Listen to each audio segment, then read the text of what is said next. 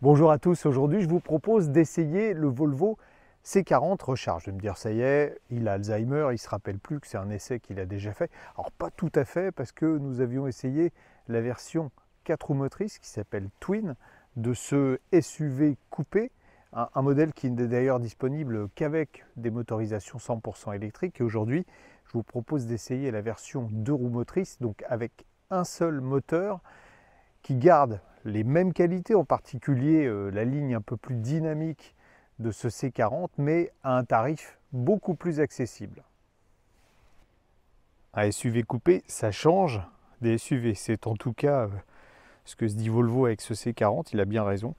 La ligne est plus expressive que le XC40 dont il est dérivé, en particulier de profil, puisque vous le voyez, le pare-brise est beaucoup plus incliné, et puis l'arrière est fuyant, ce qui posera, on le verra, d'ailleurs quelques petits soucis au niveau du coffre et surtout de l'accessibilité aux places arrière. Malgré l'abandon du moteur arrière, on n'a toujours que 320 décimètres cubes de contenance dans le coffre, avec, il faut le préciser, un double plancher qui permet en particulier de ranger les câbles. Les câbles, on peut aussi les mettre à l'avant dans ce petit coffre. Et on ne voit pas le moteur, il n'y en a qu'un, il est caché en dessous. 231 chevaux au lieu des 408 de la version Twin. Vous verrez que c'est largement suffisant en termes de performance. Ce qui est un petit peu moins bien, c'est que la batterie a une capacité plus faible. On passe à 69 kWh. Mais vous me direz, vu que la consommation doit normalement aussi être en baisse, on devrait conserver une autonomie à peu près comparable. La garde auto est quand même assez faible à l'arrière quand on est grand. Et puis, ce qui va être beaucoup plus inconfortable, c'est que les dossiers sont plus droits. Vous le voyez là, je me mets de côté pour qu'on voit bien.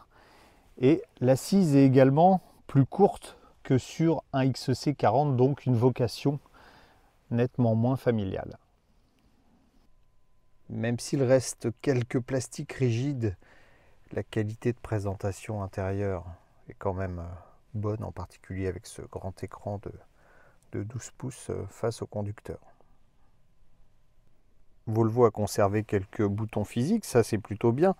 En revanche, c'est vrai que l'écran central 9 pouces n'est pas forcément ni intuitif ni très ergonomique. Par exemple, là, pour régler la climatisation, il ne faut pas avoir des gros doigts. Je précise que notre modèle est doté d'une pompe à chaleur. Après, on verra que dans les menus, en particulier les menus pour la conduite, c'est pas forcément simple d'arriver à trouver ce qu'on cherche. Notre version est dotée de sièges à réglage électrique qui ne sont pas en plastique comme le font les constructeurs désormais, mais là en tissu. C'est assez confortable et plaisant à regarder. Comme tous les C40, cette version monomoteur est équipée de pneus 4 saisons. Là, en l'occurrence, du Pirelli Scorpion All Season. La première qualité de ce Volvo C40, c'est la facilité de conduite. Déjà, vous montez dedans, vous n'avez pas de bouton pour démarrer, on s'assoit. La voiture a détecté que vous étiez là. Il suffit de passer une vitesse et hop, c'est parti. Bon, après, rien de plus simple, une pédale d'accélérateur, un frein, il n'y a pas 50 modes de conduite, il n'y a pas de palette au volant. C'est très agréable à conduire parce que beaucoup de fluidité, évidemment. On n'a pas de passage de rapport. Je vous fais voir tout à l'heure. On a quand même un système qui permet de passer en conduite une pédale si on veut être en ville. Donc qui maximise la régénération d'énergie en décélération. Mais voilà, premières impressions très agréables.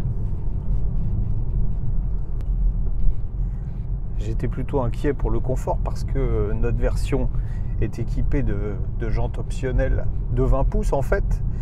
Non, à part réellement sur les ralentisseurs un peu abrupts, ça tape un peu. Sinon, malgré les pneus taille basse, le confort est tout à fait correct. Plus même que beaucoup de véhicules équipés de roues de 20 pouces, comme celui-là. Volvo a pas mal bossé. Ce qui n'est pas terrible en revanche, c'est la rétrovision centrale. Vous avez vu, on a l'impression d'avoir une meurtrière à l'arrière de la voiture. Tiens, démonstration d'un ralentisseur.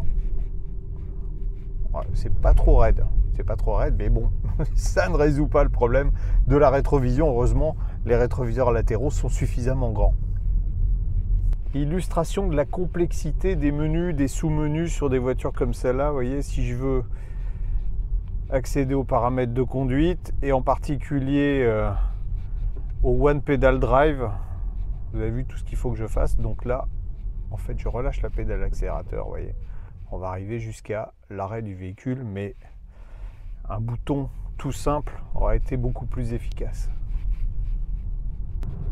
On a certes moins de chevaux que sur la version 4 roues motrices, mais il y a quand même 330 Nm de couple disponibles instantanément. Donc ça permet d'avoir de bonnes accélérations en 0 à 100 en 7 secondes 5. Et puis, alors on a quelques petits effets de couple dans le volant quand on accélère, mais vous voyez, la voiture prend peu de roulis.